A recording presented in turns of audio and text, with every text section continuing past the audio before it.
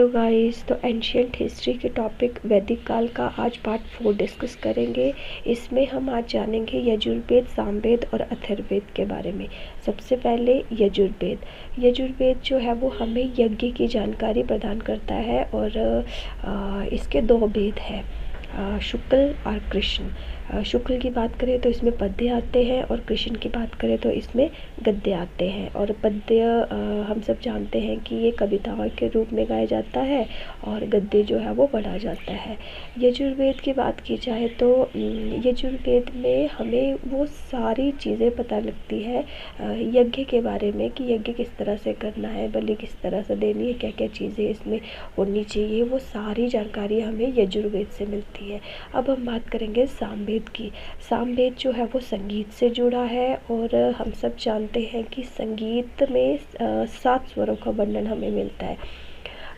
सा रे ग म प द नी, ये है 7 स्वर।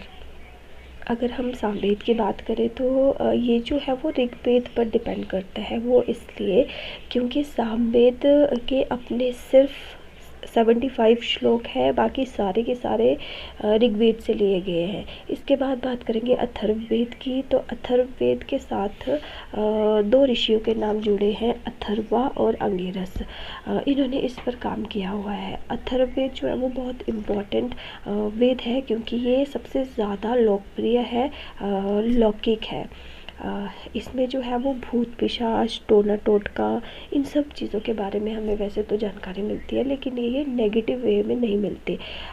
इनका यूज़ जो है वो उस समय पे अच्छी चीज़ों के लिए किया जाता था। जैसे मान लो कि कृषि में अगर किसी फसल को कोई बीमारी लग जाए तो उनको दूर करने के लिए मंत्रों का उच्चारण करते थे ताकि बीमारी दूर हो सके, मतलब टोना टोटका करते थे ताकि वो चीज़ें दूर हो सके। तो ये गलत वे से नहीं लिया जाता था, ये अच्छे वे से लिया जाता था, इसलिए ये काफ़ी यूज़फुल था। अथर्ववेद को ब्रह्मवेद भी कहा जाता है। कई बार ये क्वेश्चन बनता है कि ब्रह्मवेद किस वेद को कहा जाता है, तो वो अथर्ववेद को कहा जाता है, ना कि ऋग्वेद को। तो ये एक इम्पॉर्टेंट नोट है इससे रिलेटेड, तो इस चीज़ का ध्यान रखिएगा। अब बात करते हैं कि ये जो वेद हमने पढ़े इसको आम आदमी तो नहीं पढ़ता था या गाता था। इनको जो पढ़ने वाले लोग होते थे उनको स्पेशल नाम से बुलाया जाता था। तो सबसे पहले ऋग्वेद को जो गाते थे या बोल सकते हैं जो पढ़ते थे उनको होत्र कहा जाता था। यजुर्वेद को पढ़ने वालों को अथर्वणीय कहा जाता था।